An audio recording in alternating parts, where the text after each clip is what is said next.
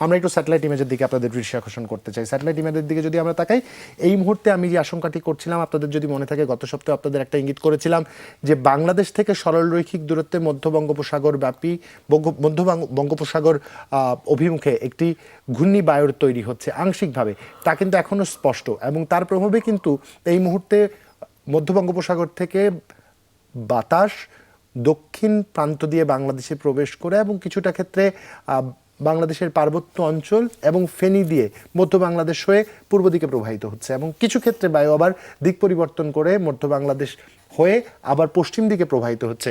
এতে করে বাতাসের যেহেতু দ্বিমুখী আমরা একটা বিচরণ ক্ষেত্র দেখছি এবং সেই দ্বিমুখী বিচরণ ক্ষেত্রের কারণে ওই যেটা বলছিলাম মধ্য বঙ্গোপসাগর ব্যাপী যদি একটি সরলরৈখিকভাবে, যেটা ফেনী করিডোর আছে, বাংলাদেশের যে ফেনী চিটাগাংয়ের করিডোর, সেখান থেকে যদি একটা আনুমানিক সরলরৈখিক আমরা দূরত্ব চিন্তা করি রুনিয়া, তাহলে কিন্তু স্পষ্টভাবে আমরা দেখতে পাবো একটা ঘূর্ণিবায়ুর উৎপত্তি স্থল স্পষ্টভাবে দেখা যাচ্ছে। যদিও এখনও আরও সময় লাগবে, তাপমাত্রা হুট করে আরও কমে যাওয়া, হুট করে বেড়ে যাওয়ার কারণ হয়ে দাঁড়াতে হবে যদি একটি ঘূর্ণিঝড় বা নিম্নচাপ তৈরি হতে হয়। এই মুহূর্তে সকাল 10টার আকাশ আমরা দেখতে পাচ্ছি এবং মেঘাচ্ছন্ন আকাশ সারা বাংলাদেশ ব্যাপী এবং সেই মেঘাচ্ছন্ন আকাশ পশ্চিম প্রান্ত থেকে ঘন মেঘ মধ্য বাংলাদেশ হয়ে আজ পূর্ব দিকে সিলেট এবং ফেনী চট্টগ্রাম হয়ে প্রবাহিত হবে। দুপুর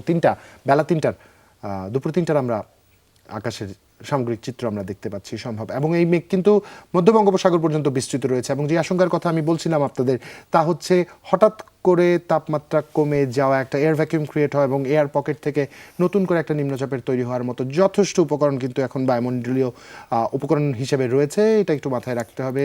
যারা গভীর সমুদ্রে মাছ আহরণের জন্য যাচ্ছেন তাদের একটু সাবধানতা অবলম্বন করতে বলবো। এই মুহূর্তে আমরা কিন্তু যেটা দেখছি, রাডারের ইমেজ দেখছি এবং আমি আপনাদের একটু চেষ্টা করব বজ্রপাত এবং বৃষ্টিপাতের সম্ভাব্যতা একটু আপনাদের দেখিয়ে দেওয়ার জন্য। আমরা যদি এই মুহূর্তে একটু খেয়াল করি, যদিও বায়ু কিন্তু মধ্য বাংলাদেশ হয়ে পূর্ব দিকে প্রবাহিত হচ্ছে, তবে কিছু ক্ষেত্রে ওই যে বাতাসটা দক্ষিণ হয়ে মধ্য বাংলাদেশ হয়ে পূর্ব দিকে যাচ্ছিল, তার দিক পরিবর্তন করে সিলেট এবং সেই সাথে রাজশাহী পঞ্চগড়ের দিকে প্রবাহিত হচ্ছে। তাতে করে যে বিষয়টা হবে, যে ঘন কালো মেঘের উপস্থিতি আমরা বাংলাদেশের পূর্ব উত্তর প্রান্তে দেখতে পাচ্ছি, তা কিছুটা বাংলাদেশে প্রভাব বিস্তার করতে পারে। যদিও আজ ঘন কালো মেঘ কিন্তু বাংলাদেশের মাঝ হয়ে পূর্ব দিক হয়ে বাংলাদেশ থেকে বেরিয়ে যাচ্ছে। সামগ্রিক বিবেচনা করলে যারা বাড়ি যাচ্ছেন, আজ পথে ঘাটে ঝিরিঝিরি বৃষ্টির সাথে আপনাদের দেখা হতে পারে, ভারী বৃষ্টিপাতেরও সম্ভাবনা কিন্তু কিছু ক্ষেত্রে আছে, কারণ খুব স্বাভাবিকভাবেই সময়টা এরকম চলছে। এবং এই এয়ার কোয়ালিটির দিকে যদি তাকাই, অপেক্ষাকৃত লাইটার এয়ার, তার মানে যাদের শ্বাস প্রশ্বাসজনিত সমস্যা রয়েছে তারা একটু